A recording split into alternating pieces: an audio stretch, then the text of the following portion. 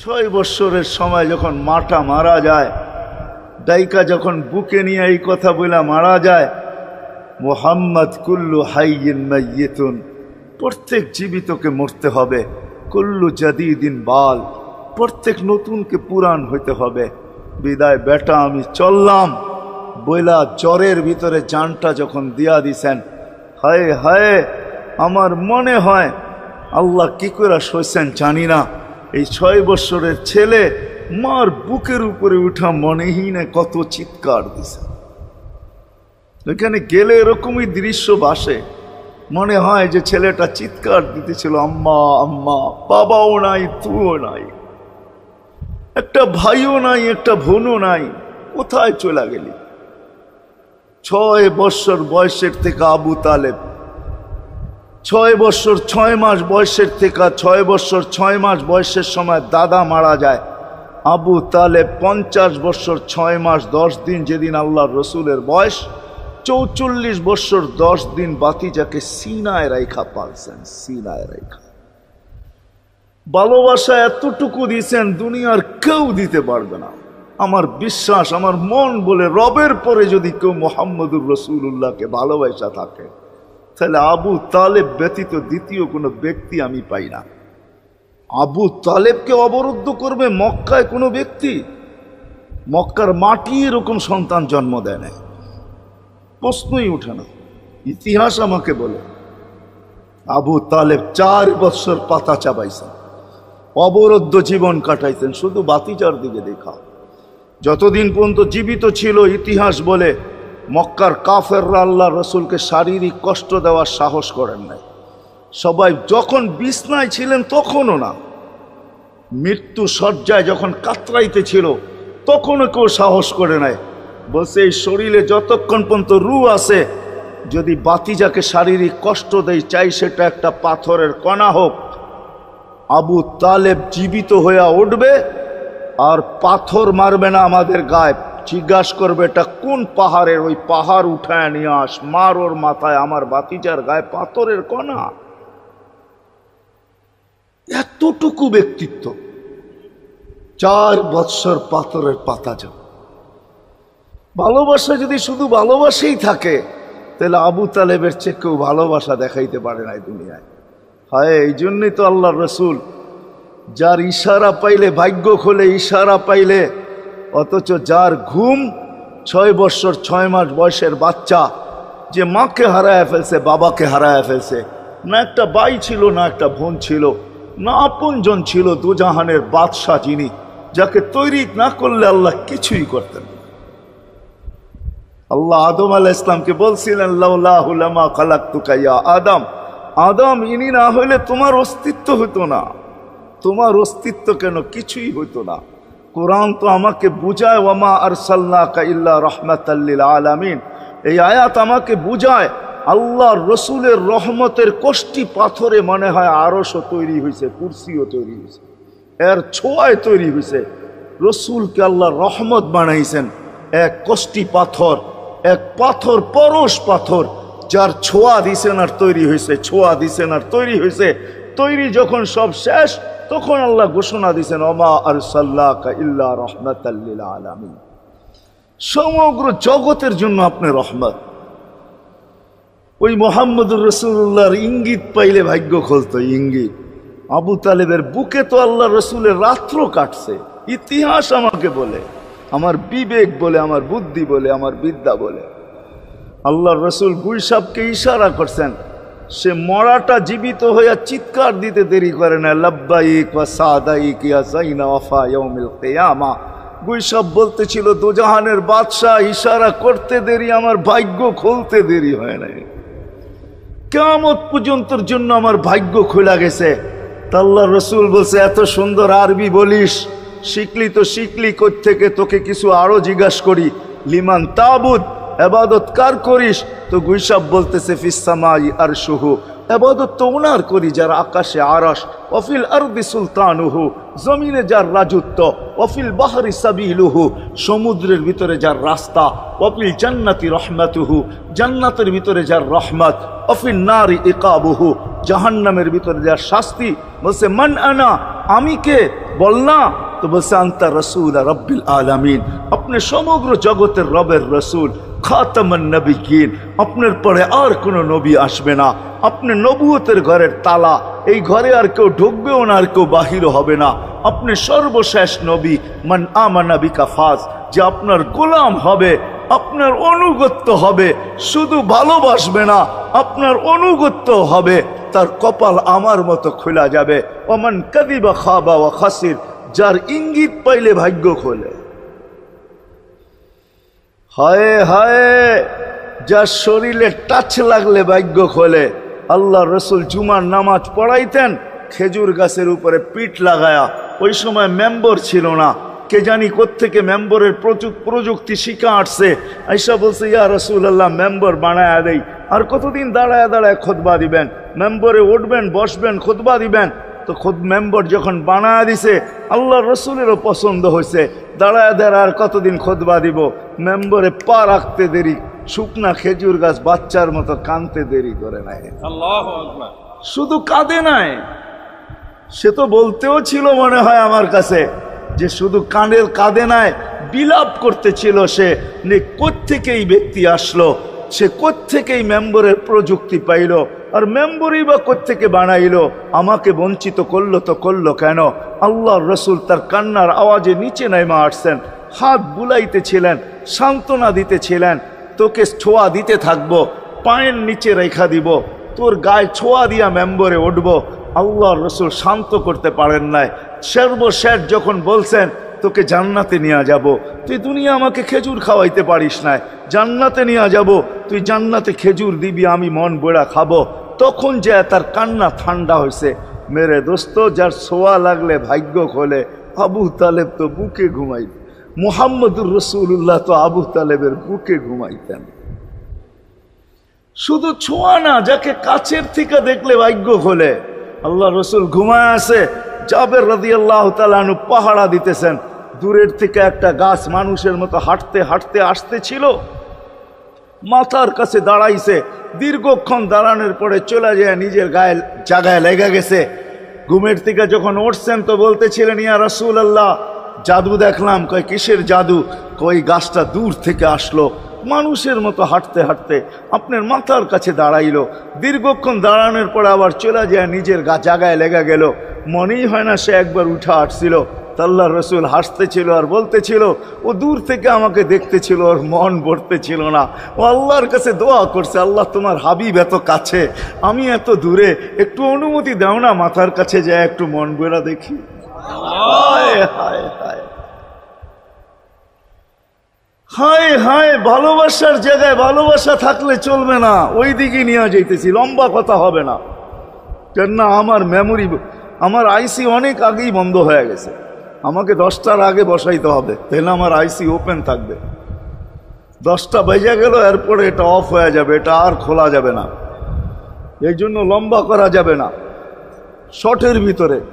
কিন্তু সিরাত এই জন্য বুঝাইতেছি আপনাদেরকে, সিরাত যদি না হইতো, এই হিটিং আমাকে দায়িত্ব দিতেছে যে আমি সিরাত প্রয়োজন কেন এটা বুঝাই, ডাইনে বামের কথা না বলি, সিরাত কেন প্রয়োজন, কতটুকু প্রয়োজন, শ্বাসে শ্বাসে প্রয়োজন না কদমে কদমে প্রয়োজন, জীবনের প্রত্যেক পর্বে পর্বে প্রয়োজন না শুধু আখেরাতে প্রয়োজন, দুনিয়ায় প্রয়োজন না। না না, এটাই বুঝাইতে চলতেছিলাম আপনাদেরকে, যে এই রসুলকে কাছের থেকে দেখলে ভাগ্য খোলে, যার কথা মানতে পারলে ভাগ্য খোলে। হায় হায়, কেমনে বুঝাবো, জানোয়ার চিনছে, আমরা চিনি নাই। বিদায় হজের দিন আল্লাহর রসুল সাল্লাল্লাহু আলাইহি ওয়াসাল্লাম উট জব করছেন, উট 100-র উপরে উট জব করছেন, 40টার মতো নিজের হাতে করছেন, বাকিগুলা আলী রাদিয়াল্লাহু তাআলা আনহু করছেন। যখন আল্লাহর রসুল করতেছিল তো উটদের ভিতরে ঝগড়া চলতেছিল, কার আগে কে আসবে আর হুজুরের ছুরির নিচে গলা দিবে। উট চিনছে, আমরা চিনি। এই জন্যই তো প্রথমে বললাম একজনও পাওয়া যাবে না, চুল শতবার কাটলাম, আজ পর্যন্ত একবারও উচ্চারণ করলাম না সেলুনে যায়া যে আজকের চুল আমাকে নবীর স্টাইলে কেটে দিবে। তোর সব স্টাইল, আমি নবীর স্টাইলে কাটতে আসছি, আমাকে নবীজির স্টাইলে কেটে দিবে। কি বলছেন কোনোদিন কেউ? হ্যাঁ, হাত উঠে বলেন, কেউ বলছেন কোনোদিন? না না না না না। আপনি ভালোবাসেন বটে, কিন্তু আমার বিশ্বাস যদি একদিনও বলতেন আর একদিনও কাটতেন, তা আল্লাহ রসুলের সিরাত আদর্শ এতটুকু দামি, একদিনের চুল কাটা আপনাকে জান্নাতে নিতে পারত।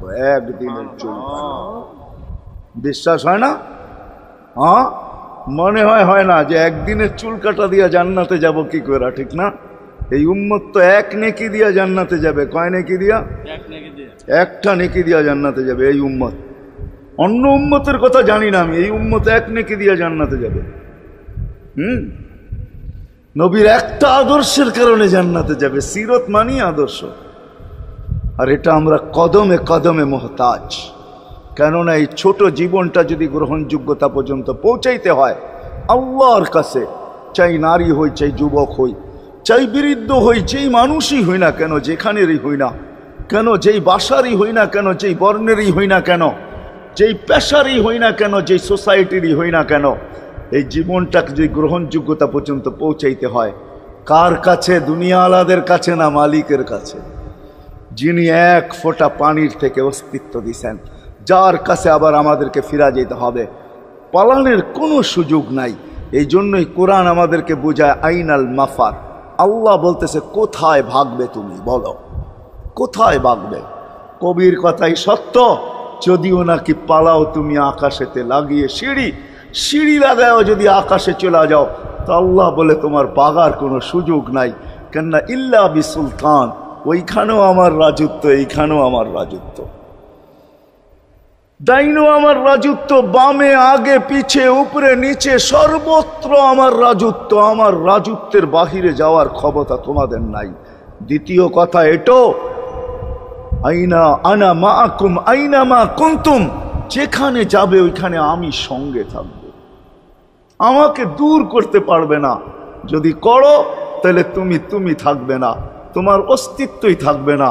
কেন আমাদের ভিতরে আল্লাহ নাই বটে, কিন্তু আল্লাহর একটা পাওয়ার আছে যেটাকে রূহ বলে। কুলির রূহ মিন আমরি রব্বি, আল্লাহর একটা পাওয়ার, একটা সিফত, সবচেয়ে শক্তিশালী পাওয়ার যেটা, ওটা আমাদের ভিতরে আল্লাহ ঢুকায় রাখছেন, যেটাকে আমরা রূহ বলি। কোরআনের ভাষায় রূহ বলে, বাংলা ভাষায় আত্মা বলে। যেটাকে আমরা আত্মা বলি ওটা আল্লাহর হুকুম ছাড়া কিছু না। আল্লাহ বলে ওটা মনে করে নাও আমি তোমার ভিতরে আছি, কেন এটা আমারই জিনিস। কুলির রূহ মিন আমরি রব্বি, আমাকে পৃথক করলে আর তুমি থাকবে না।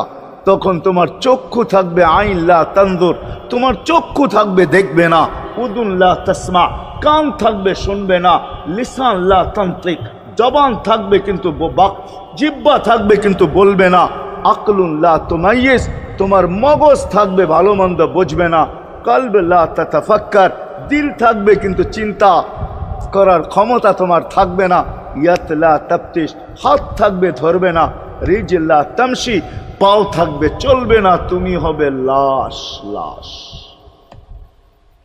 ওই আল্লাহ পর্যন্ত যদি গ্রহণযোগ্যতায় পৌঁছাইতে হয়, ওইখান থেকে বাহির হয়ে গেছি। ভালো তো বাসি, কিন্তু আগেরটুকু জানি না। ও মেরে দোস্ত, শুধু ভালোবাসলে চলবে না।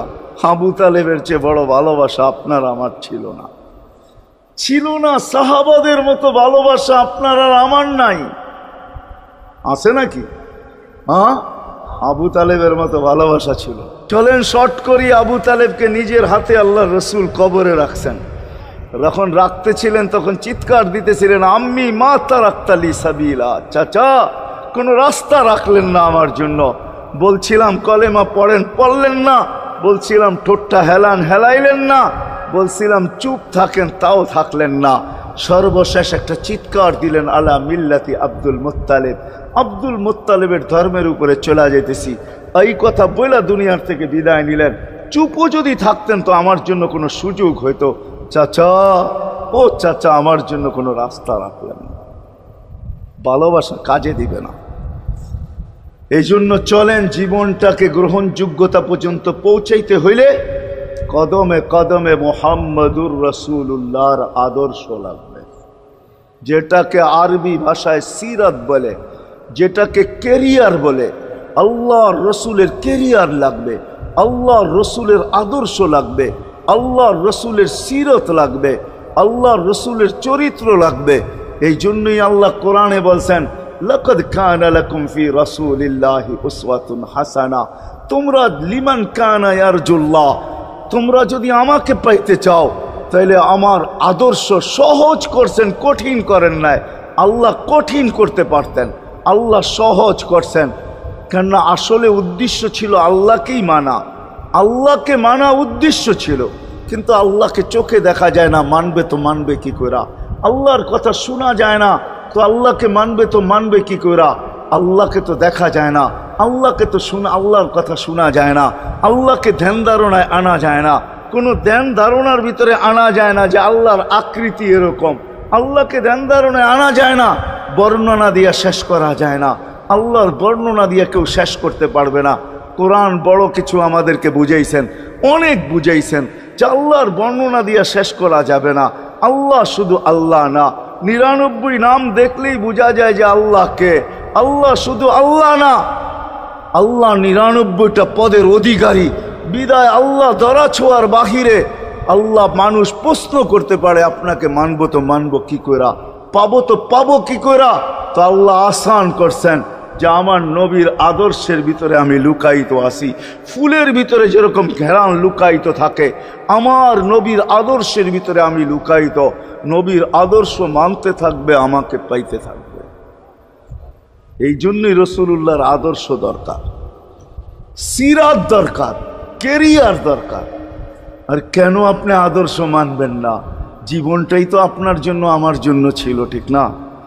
চোখের পানি ছিল তো আপনার জন্য, চিৎকার ছিল তো আপনার জন্য, রাত ছিল তো আপনার আমার জন্য, দিন ছিল তো আপনার আমার জন্য।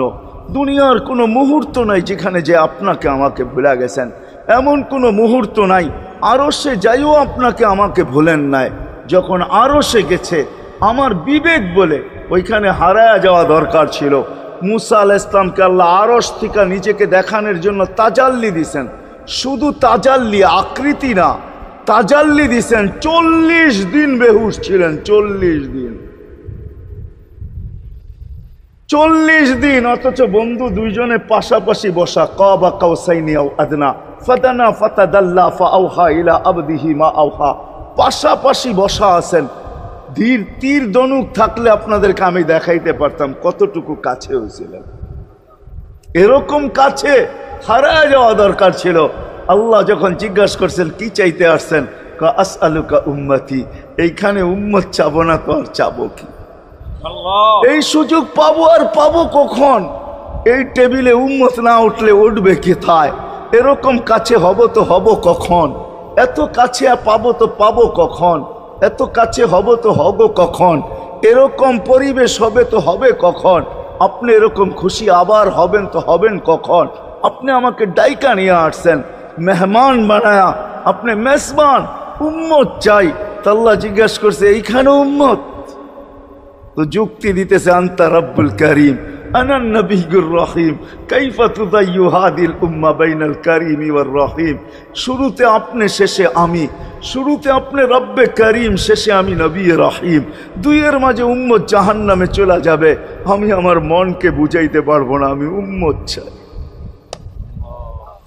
আল্লাহ সান্ত্বনা দিতেছেন, কাসসামতুল কিয়ামাতা কিসমাইন, কিয়ামতকে 2 ভাগে ভাগ করছি। আমি জানি আপনি একাই চিৎকার দিবেন কিয়ামতের মাঠে, উম্মতি উম্মতি বইলা, আর কেউ উম্মতকে স্মরণ করবে না। নবীরা তো মাকেও স্মরণ করবে না, বোনকেও স্মরণ করবে না, সবাই নাফসি নাফসি বলবে। আপনি উম্মতি বইলা চিৎকার দিবেন।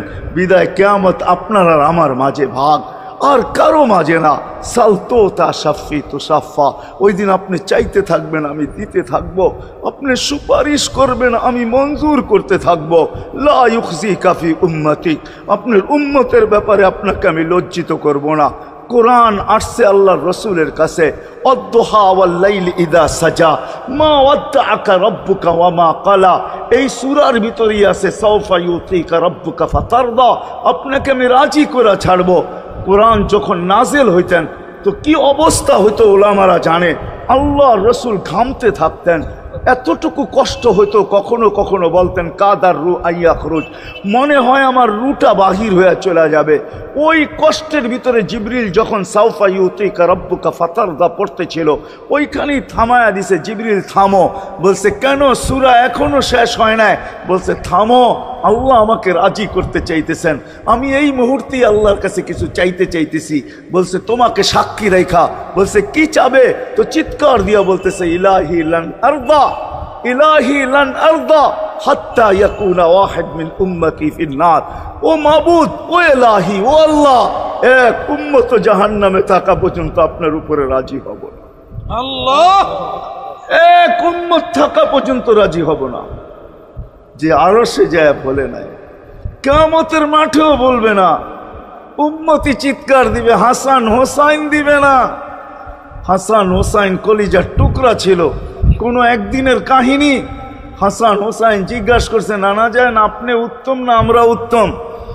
আল্লাহ রসুল সাদা সিধা জবাব দিছে আমি উত্তম, আমি সাইয়্যিদুল আউয়ালিন ওয়াল আখিরিন, আনা সাইয়্যিদা উলদি আদম, লিওয়াউল হামদি বিয়াদি ইয়াউমাল কিয়ামা। হায় হায়, আল্লাহর জান্ডা কিয়ামতের দিন আমাদের নবীজির হাতে থাকবে। মাধবদের মানুষ বোঝেন আমি যেটা বুঝাইতে চাইতেছি। ওই হাসান হুসাইনের খবর নিবেন না, নিবে উম্মতের খবর। জিজ্ঞাসা করছে নানা যান আপনি উত্তম না আমরা? আল্লাহ রসুল বলছে আমি উম্মত। দুইজনে হাসতে হাসতে কুটা কুটা। আল্লাহ রসুল বলছে এত হাসো কেন? জবাব হয় নাই।